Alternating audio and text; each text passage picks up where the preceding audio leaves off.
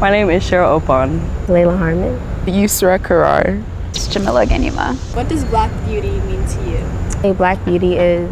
I think Black beauty means... When I think of Black beauty, I think of being able to be yourself and express who you are without fear of like what others may think of you, or I guess like fear of the stereotypes of, you know, how Black women are supposed to look like.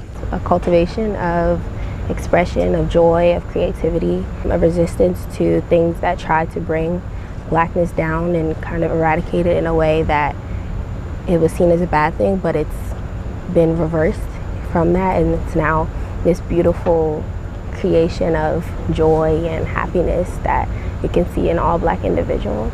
Any depiction of Blackness, there's a spectrum of beauty, and when you add Blackness to it, I think it's even at a higher magnitude because it's just so diverse. Any descendants of Blackness, I think of more than just kind of like appearance-wise. I kind of think of like just the culture that Blackness surrounds. My childhood growing up, cookouts, a cluster of Black people hanging together, laughing. Like all the African weddings that I go to are just like our culture and everything that Blackness surrounds. I think all of that is beautiful. And would you say you've ever struggled to feel beautiful as a Black woman? Yes. Definitely. being younger, yes. My hair was permed up until like pretty much all the way through like 2020. And so I guess my idea of like beauty and how my hair looked and like how I would feel about my hair. And so then when I stopped perming and then I went natural, it was really hard to like adjust to like my new look with natural hair. I actually still to this day like struggle with wearing my natural hair out just because like for so long I've just worn it and like in a way that I guess other people like preferred or thought looked better on me. And so definitely I'm adjusting to like knowing it's okay to like wear it out and like feel beautiful in that. I think mostly as a child and as I grew up, maybe more so when I was going through like that adolescent stage. And I would say now it's finally probably in college the first time that I've actually felt beautiful and whole within myself. I would say growing up it was definitely a struggle. I think college was like a really good place to like magnify Black beauty because I was like surrounded by so many Black women and even like Black men, great people, and I think I was able to appreciate my Blackness more. But when I was younger, I think my comparison point were my two sisters, and I mean now they be hyping me up, but I always saw myself as like, okay, well I'm the younger one, like I feel like I'm gonna get, I guess, like the less favorable traits than them. For like context, like one of my sisters is fairer skin. I'm always being compared to them because I'm Sudanese. Colorism was a thing. If you're not as fairer skin, like that kind of already puts you at a bottom tier. But I've managed to like dismantle that. From a really young age, I was exposed to like a lot of feminist spaces. So I knew about like intersectionality, again, feminism, like the plights that Black women go through like at a very young age. And from that kind of developed like a really strong sense of justice in me. From a very young age, I believed that like all Black women were beautiful. And because all Black women were beautiful, that meant that I was beautiful. I don't know if I necessarily believed that, but I kept telling myself that because like I can't think that like she's beautiful as a Black woman, but I'm not beautiful too, because like I am a Black woman and I identify and I'm super proud to be a Black woman, so it also has to apply to me as well. I don't think it was really until very honestly like the past year that I actually truly felt it though. And I think that came from like me really finding myself and actually like loving myself, I think, is when I really truly felt beautiful, like skin deep. That have helped you develop your idea of beauty? Coming to college definitely was like the first time where I was surrounded by a lot of Black women who wore their hair out natural, put on the clothes that they wanted to, that they felt most comfortable in. And I think that was the first time I saw a lot of like diversity in Black women and how they represent themselves, and that we're not like a monolith and need to like look or act a certain way.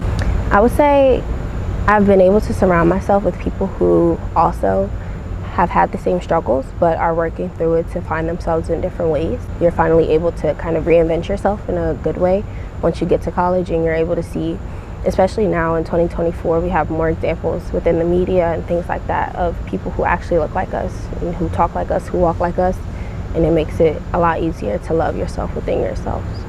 How would you say is like the best way to deal with beauty standards that don't include you? Yeah, I would just say like, I mean, for a long time I feel like Black women haven't like gotten, I guess, the platform that they deserve in terms of like showing their beauty and, you know, in the magazines, on the TV shows. And so just like your all's magazine, like being your own representation and just not caring honestly about what others think, and about not seeing yourself in these different, you know, medias, because like you're your own representation, and I don't think you need anyone to like tell you you're beautiful. Like you can absolutely express that on your own, in the comfort of your own space. And so yeah, that's what I'd say. I would say I didn't do the work on my own. I remember one time going home and I went to an all-white preschool, and I told my mom, like, oh my gosh, like I want blue eyes like my best friend, like why do I not look like her? And she immediately the very next day had a book of like 10 things that you love about yourself, and it was like Black girl like empowerment. So I definitely would say for those who don't have resources like my mom to kind of do those things for you, you kind of have to search for it on your own, sadly. But in the media we have, I think about like what's the little show like Gracie's Corner and like things like that, kind of cartoons and little things that help girls from a young age and even young boys to kind of see themselves in the perfect ways that they are. So I think one, my mom, like my parents, they've like growing up, it's always like, wow, like I have such beautiful kids, and so that's like always been reiterated in my family.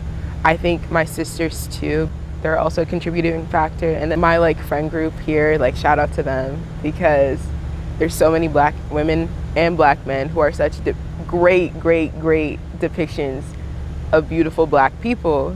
Again, it's just kind of like it is what it is thing. Like some things, like some makeup trends fit me better, some makeup trends don't fit me better. And I think more recently I've kind of just been trying to, I think it did used to upset me more when I was little that like I couldn't participate in certain things or I couldn't wear certain things because like, again, I'm darker skin, it's just not gonna look good on me. But I've kind of come to appreciate that it's okay for like them, you know, like the other people, like they can have that and they look really good in it, and I'm glad that they have that. It just doesn't fit me.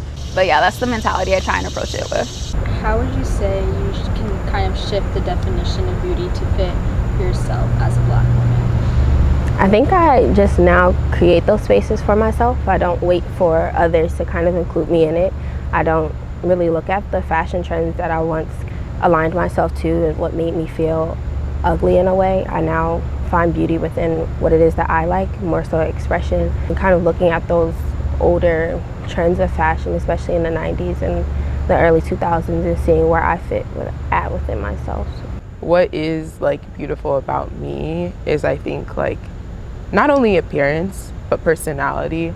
Like using God as a way of life as well really helps, because it's like, okay, like every aspect of beauty in someone that I see, I'm like, okay, like typically it's a godly person that has such a beautiful way of like looking at life, and so I see that as beauty and I like to apply that to myself. So how do I implement God into my values to be a beautiful person on the inside but also on the outside, or I guess I should say that the other way, on the outside but also on the inside.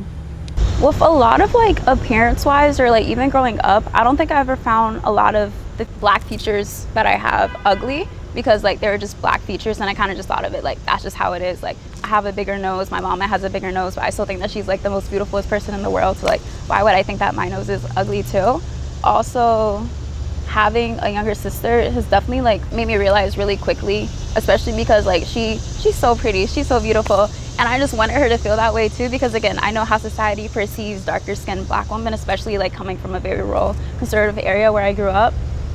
I always made sure, like, I don't know, I always made sure it was a point that I would be like, oh, you look so pretty today, or I would try and tell her, like, kind of give her the mindset that I had, that like, oh, even though we have a bigger nose, you just have a bigger nose, like literally everybody around you has a bigger nose because we're Black, like you really can't change that, so there's really no point in not accepting it. So I think that's kind of how I molded the beauty standard to kind of fit it more. It was just like, it is what it is, you know.